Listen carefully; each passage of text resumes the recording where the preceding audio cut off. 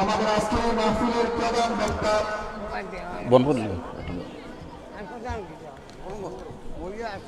হাজিরিন কেরাম সামিনা এবং আমরা সকল রসুলের প্রেমিক হয়ে রসুলের আশিক হয়ে রসুলের বাগানে এসেছি, ঠিক কিনা? আমরা কার মহব্বতে এসেছি? আল্লাহর রসুলের মহব্বতে এবং আল্লাহকে খুশি করার জন্য আজকের এই জান্নাতের বাগানের মধ্যে এসেছি, ঠিক কিনা? আল্লাহর নবী কি হযরতে আবু বকর সিদ্দিক রাদিয়াল্লাহু আনহু ভালোবাসতেন কিনা? ওমর ফারুক রাসূলে পাক সাল্লাল্লাহু আলাইহি সাল্লামকে ভালোবাসতেন কিনা? হযরতে উসমান, হযরতে আলী রাদিয়াল্লাহু তাআলা আনহু আল্লাহর রাসূলকে ভালোবাসতেন, ঠিক কিনা? হযরতে বেলাল আল্লাহর নবীজির নবী মসজিদের মুয়াজ্জিন ছিলেন, নবীর মুয়াজ্জিন ছিলেন হযরতে বেলাল রাদিয়াল্লাহু আনহু আল্লাহর রাসূলকে আল্লাহর নবীকে ভালোবাসতেন কিনা? কিন্তু আবু বকরের প্রেম ভালোবাসা, ওমরের প্রেম ভালোবাসা, ওমরের মহব্বত আর হযরতে বিলাল রাদিয়াল্লাহু আনহুর মহব্বতের মধ্যে অনেক পার্থক্য। কিভাবে পার্থক্য? আল্লাহর নবী জনাবে মুহাম্মদুর রাসূলুল্লাহ সাল্লাল্লাহু আলাইহি সাল্লাম যখন পৃথিবীর জমিন থেকে বিদায় নিলেন, বিদায় নেওয়ার পরে সকল সাহাবায়ে কেরাম মসজিদে নববীর মধ্যে নামাজ পড়তে আসেন, হযরতে বেলাল মসজিদে নববীতে আসেন না। বেলালকে পাগলের মতো দেখা যায়। বেলাল উম্মাদ হয়ে গেলেন, তার কথাবার্তা চলাফেরার মধ্যে কোনো উত্তম কিছু পাওয়া যায় না। হযরতে আবু বকর সিদ্দিক রাদিয়াল্লাহু তাআলা আনহু যখন মুসলিম জাহানের খলিফা হলেন, মুসলমানের প্রথম খলিফা নিযুক্ত হলেন, আবু বকর সিদ্দিক রাদিয়াল্লাহু তাআলা আনহুর কাছে এসে হযরতে সালমান ফারসি রাদিয়াল্লাহু আনহু এসে বলেন, হে আবু বকর, হে আবু বকর, বেলালকে পাগলের মতো দেখা যায়, বেলাল রাদিয়াল্লাহু আনহু উম্মাদের মতো দেখা যায়। হে আবু বকর, আপনি খলিফাম, বেলালের ভিতরে কি আগুন জ্বলে, বেলালের ভিতরের মধ্যে কি কষ্ট আছে, হে আবু বকর তাকে ডেকে এনে জিজ্ঞাসা করুন। আবু বকর ডাকলেন, বেলাল তুমি আমার সামনে আসো। কি বললেন? বেলাল তুমি আমার সামনে আসো। বেলালকে জিজ্ঞাসা করা হলো, হে বেলাল, তোমাকে এমন বিমর্ষ অবস্থায় দেখা যায় কেন? তুমি মসজিদের নববীতে নামাজে আসো না, মসজিদের মধ্যে আজান দেও না, কারণ কি? বেলাল রাদিয়াল্লাহু আনহু ডেকে বললেন, হে আবু বকর, আমার মধ্যে এমন কিছু অভাব দেখা দিয়েছে, যেই অভাবের কারণে আমি মসজিদের নামাজে আসি, মসজিদে নববীতে আসি না, মসজিদের মিনারায় আমি আজান দেই না। আবু বকর সিদ্দিক রাদিয়াল্লাহু তাআলা আনহু বললেন, হে বেলাল, তোমার মধ্যে কিসের অভাব? আমরা সরকারি কোষাগার থেকে তোমার অভাবকে পূরণ করে দেব। চিৎকার মেলুন সুবহানাল্লাহ। বেলাল রাদিয়াল্লাহু আনহু ডেকে বলেন, আবু বকর, আমার সব অভাব তুমি পূরণ করে দিতে পারো, কিন্তু আমার মনের মধ্যে যে অভাব রেবে আবু বকর, এই অভাব কোনোদিন পূরণ করে দিতে পারবে না। আবু বকর বললেন, ভাই বেলাল, তাহলে কি অভাব তুমি আমাদেরকে বলো। বেলাল বলেন, আমি মন স্থির করেছি, মনে মনে চিন্তা করেছি, আমি মনে মনে চিন্তা করেছি, আমি মদিনা থেকে সিরিয়ার পাহাড়ের মধ্যে, জঙ্গলের মধ্যে, নির্জন এলাকায় চলে যাব, আমি মদিনাতে আর থাকবো না রে আবু বকর। আবু বকর বলেন, বেলাল, তোমার কিসের অভাব? আমি আবু বকর পূরণ করে দেব, যেহেতু আমি মুসলিমের খলিফাম, আমি সরকারে নিযুক্ত হলাম। বেলাল রাদিয়াল্লাহু তাআলা আনহু আবু বকরকে ডেকে বলেন, ও আবু বকর, আমি যদি মসজিদের নববীর মিনারায় দাঁড়িয়ে আজান ফুকারি, আমি যদি মসজিদের মিনারায় দাঁড়িয়ে বলি, আশহাদু আল্লা ইলাহা ইল্লাল্লাহ, আশহাদু আন্না মুহাম্মাদার রাসূলুল্লাহ সাল্লাল্লাহু আলাইহি ওয়াসাল্লাম, আবু বকর, আমার এই আজান শুনে কি মসজিদের নববীর মধ্যে আল্লাহর নবী উপস্থিত হবেন? আবু বকর বললেন, বেলাল, মসজিদে নববীতে আজান দিলে নবী আর মসজিদে আসবেন না। বেলাল রাদিয়াল্লাহু তাআলা আনহু বলেন, তাহলে এখন আমি কি করব আবু বকর? আবু বকর সিদ্দিক উপস্থিত সাহাবায়ে কেরামগণ আবু বেলালকে বললেন, বেলাল যাও নবীর রওদা মুবারকের পাশে দাঁড়াইয়া তোমার মনের সকল ব্যথা বেদনা বলে দাও।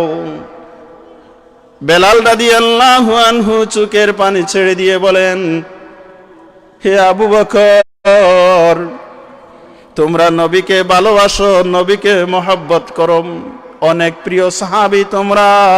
আমি বেলালও নবীকে মহব্বত করি, কিন্তু তোমাদের ভালোবাসা আর আমার ভালোবাসা এক নয়। বেলাল রাদিয়াল্লাহু তাআলা আনহু বলেন, আবু বকর, ওমর, উসমান, আলী, সালমান ফারসি সকল নবীর সাহাবায়ে কেরামগণ আল্লাহর নবীর রওদা মুবারক দেখলে মনের মধ্যে শান্তি চলে আসে। চিৎকার বলো সুবহানাল্লাহ। তোমরা সকল সাহাবায়ে কেরাম নবীর রওদা মুবারক দেখলে তোমাদের মনে শান্তি আসে, কিন্তু রে আবু বকর, আমি বেলাল নবীজির রওদা মুবারকের দিকে তাকালে আমার সহ্য হয় না, আমি মনের মধ্যে শান্তি পাই না। কারণ আমি বেলাল মসজিদে নববীতে আজান দিলে নবী মসজিদে আসবে না, এই দুঃখে এই কষ্টের কারণে আমি মদিনা ছেড়ে নির্জন এলাকায় চলে যাব। আবু বকর বললেন, বেলাল, তোমার মনের মধ্যে আমাদের চাইতেও বেশি মহব্বত ঢুকে গেছে। বেলাল, তুমি যেটা ভালো মনে করো সেটাই করো, আমরা তোমাকে অনুমতি দিলাম। চিৎকার মেরবেন সুবহানাল্লাহ। রাসূল পাক সাল্লাল্লাহু আলাইহি সাল্লামকে সাহাবায়ে কেরাম মহব্বত করেছেন, ভালোবেসেছেন, ঠিক কিনা? আমাদের আজকের প্রধান অতিথি কিছু সময়ের ভিতরে আসবেন, আমরা সকলে একত্রিত জমা হয়ে যাই। আল্লাহু আল্লাহ, আল্লাহু আল্লাহ, আল্লাহু আল্লাহ, আল্লাহু আল্লাহ, আল্লাহু আল্লাহ, আল্লাহু আল্লাহ, আল্লাহু আল্লাহু আল্লাহ। জিকির কর মুমিনগণ, জিকিরেতে মজাইয়া মন, জিকিরেতে হয় দিল রোশন, কালমার সাথে হয় যেন মরণ। আল্লাহু আল্লাহ, আল্লাহু আল্লাহ, আল্লাহু আল্লাহ, আল্লাহু আল্লাহ, আল্লাহু আল্লাহ। হাজিরিনে কেরাম, সামিনে আযম, উপস্থিত আমার প্রাণ প্রিয় ভাই ও বন্ধুরা, বাবারা, রাসূলের মহব্বত সাহাবীদের মধ্যে দুই ধরনের। কেউ আল্লাহর নবীর রওদা মুবারক দেখলে মনের মধ্যে শান্তি পাওয়া যায়, নবীর রওদা মুবারকের পাশেই থাকতে চায়। আর বেলাল বলছেন, না, আমি মসজিদে নববীতে আজান দিলে নবী মসজিদে আসবেন না, এটা আমি সহ্য করতে পারি না, নবীর রওদা মুবারকের দিকে তাকালে আমার মন টিকে রাখতে পারি না, তাই আমি নির্জন এলাকায় চলে যাব। রাসূল বলেছেন, মান আহইয়া সুন্নাতিন ফাকাদ আহাব্বানি ওয়া মান আহাব্বানি কানা মাইয়া ইয়াউমাল কিয়ামাতিল জান্নাম। যদি কোনো মানুষ আমি নবীর সুন্নতকে জিন্দা রাখে, আমি নবীর সুন্নতকে যে জিন্দা রাখলো সে আমি নবীকে মহব্বত করলো, আর যে আমি নবীকে মহব্বত করলো কাল কিয়ামতের ময়দানে আমি রাসূল তাকে সঙ্গে নিয়ে জান্নাতে প্রবেশ করব। চিৎকার বেরবো সুবহানাল্লাহ। হযরতে নূহ আলাইহিস সালাতু সালামের হযরতে নূহ আলাইহিস সালামকে আমরা সকলেই নাম শুনেছি, একজন নবী ছিলেন। নূহ আলাইহিস সালামের কওম যখন তার সাথে দুর্ব্যবহার শুরু করলো, তার কথা মানতে রাজি হলো না। আর আমাদের নবী আখেরি জামানার নবী মুহাম্মদুর রাসূলুল্লাহ সাল্লাল্লাহু আলাইহি সাল্লামের উম্মত আমরা। ওই নবীর প্রেম, নবীর ভালোবাসা আমাদের মধ্যে নেই। নবীর সুন্নতকে আঁকড়ে ধরতে, জিন্দা রাখতে আমরা প্রস্তুত নয়। কিন্তু নবী আমাদের জন্য এখনো ইয়া হাবলি উম্মতি বলতে আছেন, ঠিক কিনা? নূহ আলাইহিস সালামের সময় তার জাতির জন্য আল্লাহর দরবারে হাত তুলে প্রার্থনা করলেন, রাব্বি লা তাযার আলাল আরদি মিনাল কাফিরিনা দাইয়ারা। আল্লাহ রাব্বুল আলামিনের দরবারে নূহ আলাইহিস সালাম হাত তুলে মোনাজাত করলেন। মোনাজাত করে বললেন, আল্লাহ, আমার উপর তুমি আল্লাহকে যারা তাকওয়া আল্লাহর উপর বিশ্বাস এনেছে, আমি নূহ আলাইহিস সালামকে যারা মেনেছে, তাদেরকে বাদ দিয়ে বাকি সকল জাতিকে তুমি আল্লাহ ধ্বংস করে দাও, সকল কাফিরদেরকে তুমি ধ্বংস করে দাও। কথা বুঝবেন? নূহ আলাইহিস সালাম আল্লাহর দরবারে প্রার্থনা করলেন, রাব্বি লা তাযার আলাল আরদি মিনাল কাফিরিনা দাইয়ারা। হে আল্লাহ, তুমি আল্লাহকে যারা স্মরণ করেছে তাদের ছাড়া যা কিছু আছে, যত জাতি আছে, সবগুলাকে তুমি ধ্বংস করে দাও। আল্লাহ রাব্বুল আলামিন হযরতে নূহ আলাইহিস সালাতু সালামের দোয়াকে কবুল করলেন। দোয়া কবুলের সঙ্গে সঙ্গে আল্লাহ তাআলা বললেন, ঠিক আছে নূহ, তোমার কথা আমি মেনে নিলাম। তোমার উপর যারা আমি আল্লাহর উপর বিশ্বাস স্থাপন করেছে এবং তোমাকে নবী হিসাবে যারা মেনেছে, তুমি জোড়া জোড়া করে তুমি তাদেরকে নিয়ে যাও। কিছুদিনের মধ্যে বিরাট আকারে প্লাবন শুরু হবে, বন্যা হবে। নূহ আলাইহিস সালাতু সালামকে বললেন, একটা কিস্তি তৈরি করো। নূহ আলাইহিস সালাম তার দেশের মধ্যে একজন পয়লওয়ান ছিল। কি ছিল? পয়লওয়ান, অনেক শক্তিশালী। তার নাম ছিল আউস।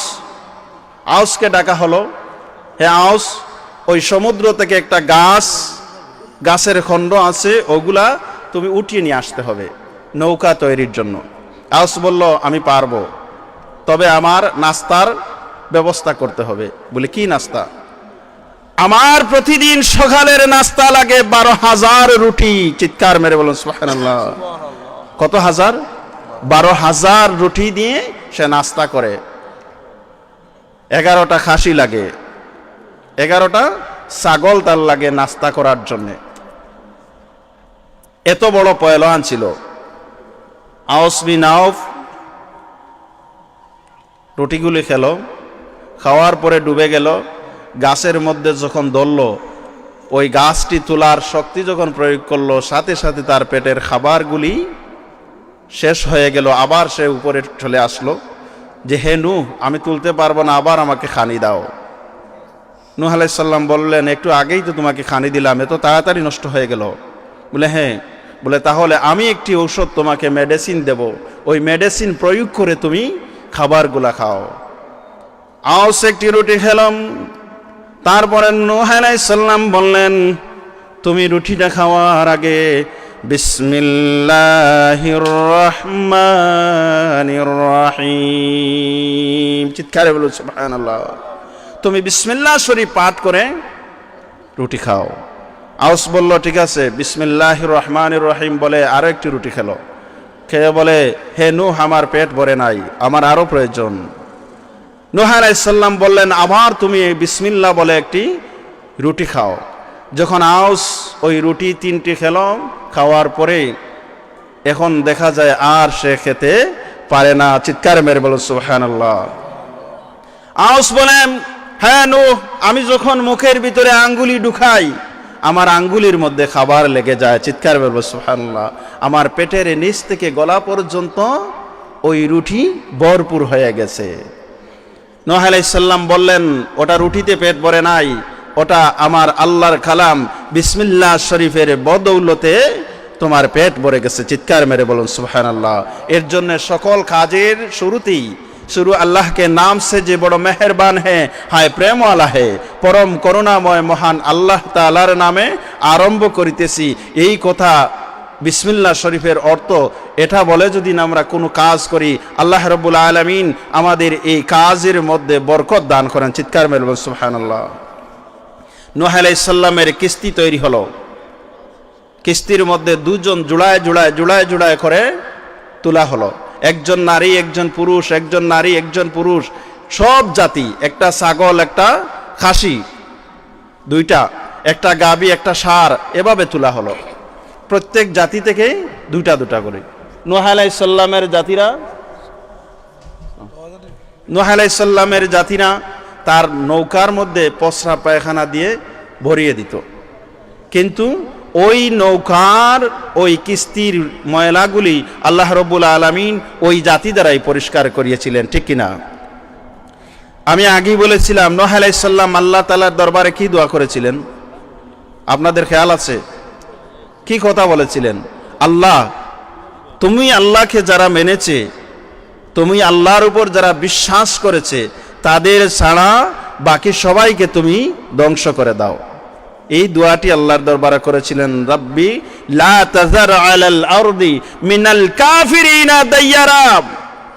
সকল কাফিরদেরকে তুমি আল্লাহ, সকল জাতিদেরকে তুমি ধ্বংস করে দাও। কে দোয়া করেছিলেন? নূহ আলাইহিস সালাতু সালাম। কিন্তু আমাদের দয়াল নবীজি যখন ইসলামের দাওয়াতের জন্য তায়েফের ময়দানে গিয়েছিলেন, আমাদের নবী দুজাহানের বাদশাহ সরকারে কায়নাত দয়াল নবীজি যখন তায়েফের ময়দানে ইসলাম প্রচারের জন্য গিয়েছিলেন, তায়েফবাসীরা আমার নবীকে পাগল পাগল বলে যখন পাথর মেরেছিল, নবীর মাথা মুবারক, শরীর মুবারক থেকে রক্ত মুবারক মাটির মধ্যে পড়তেছিল, ঠিক কিনা? নবীর রক্ত মুবারক মাটির মধ্যে পড়েন, আরশে আজিমের পায়াগুলা নড়তে শুরু করলো। আমার আল্লাহ ডেকে বলেন, জিবরিল তুমি যাও, জমিনের মধ্যে যাও, সেখানে গিয়ে আমার বন্ধুকে সালাম জানাও এবং আমার বন্ধুকে বলে দাও, সে যদি চায়, সে যদি অনুমতি দেয়, তাহলে ওই পাহাড় চাপা দিয়ে তায়েফবাসীদেরকে নিঃসঙ্গ করে দেয়। আল্লাহর নবীর এই কষ্ট আল্লাহর সহ্য হয় নাই। খোদ পরওয়ারদিগারে আলম জিবরিল আমিনের মাধ্যমে তার বন্ধুর কাছে এলহান পাঠালেন যে আমার বন্ধু যদি চায়, তাহলে আমি আল্লাহ ওই দুই পাহাড় দিয়ে তায়েফবাসীদেরকে চাপা দিয়ে মাটিতে নিঃশেষ করে দিতে পারি। আল্লাহ কি বলেছেন? পাহাড় চাপা দিয়ে ওই তায়েফবাসীদেরকে শেষ করে দিবেন। আমাদের নবী কি বললেন? আমাদের নবী সিজদায় পড়ে কান্দে আর কয়, এ জিবরিল তুমি আল্লাহর দরবারে গিয়ে আমার সালাম দেবে এবং বলবে, ওই তায়েফবাসীদেরকে যদি পাহাড় চাপা দিয়ে মেরে ফেলা হয়, তাহলে আমি ইসলামের দাওয়াত কার কাছে দেব? চিৎকার বলুন সুবহানাল্লাহ, আওয়াজ দিয়ে বলুন সুবহানাল্লাহ। সুবহানাল্লাহ ওয়ালহামদুলিল্লাহ লা ইলাহা আল্লাহ লা ইলাহা ইল্লাল্লাহু লা ইলাহা ইল্লাল্লাহ সুবহানাল্লাহ ওয়ালহামদুলিল্লাহ লা ইলাহা লা ইলাহা ইল্লাল্লাহু লা ইলাহা حسبي ربي جل الله ما في قلبي غير الله حسبي ربي جل الله ما في قلبي غير الله نور محمد صلى الله لا إله إلا هو لا إله ইল্লাল্লাহু লা ইলাহা। হাজিরিন কিরাম, সামিন আজম, উপস্থিত আমার সুধী মণ্ডলী, নূহ আলাইহিস সালাম তার জাতির জন্য দোয়া করলেন ধ্বংস হয়ে যাক, ঠিক কিনা? আর আমাদের নবী আল্লাহর কাছে দোয়া করলেন তার জাতির জন্য, কি বলে? আল্লাহ তুমি যদি ওই তায়েফবাসীদেরকে পাথর চাপা দিয়ে, পাহাড় চাপা দিয়ে মেরে ফেলো, তাহলে আমি ইসলামের দাওয়াত কার কাছে দেব? চিৎকার বলুন সুবহানাল্লাহ। নূহ আলাইহিস সালাম কিস্তি তৈরি করলেন। আল্লাহ তাআলা বললেন, তোমার জাতিদের মধ্য থেকে জোড়ায় জোড়ায় করে তুমি নৌকার মধ্যে উঠাও। সব জোড়ায় জোড়ায় উঠানো হলো। বিরাট আকারে প্লাবন শুরু হয়ে গেল, বন্যা হয়ে গেল। নূহ আলাইহিস সালাম তার জাতিদেরকে নিয়ে, যারা আল্লাহকে বিশ্বাস করেছিল, ওই বিশ্বাসীদেরকে নিয়ে প্লাবনের মধ্যে ভেসে গেলেন। কিন্তু পথিমধ্যে যাওয়ার পরে নূহ আলাইহিস সালামের মনে জাগ্রত হলো, একজন মহিলা পাহাড়ের মধ্যে একাকী অবস্থায় রয়েছে, যে আল্লাহর উপর বিশ্বাস রাখে। আল্লাহ নূহ আলাইহিস সালামকে পরীক্ষা শুরু করে দিলেন। নূহ আলাইহিস সালাম, তুমি বলেছো আমি আল্লাহর উপর বিশ্বাস যারা করে তাদেরকে নৌকায় তুললে আর পানি দ্বারা সকল জাতি মারা যাবে, তাহলে তোমার কথাই আমি রাখলাম। নূহ আলাইহিস সালাম নৌকা নিয়ে যখন ভেসে গেলেন, তখন মনে হলো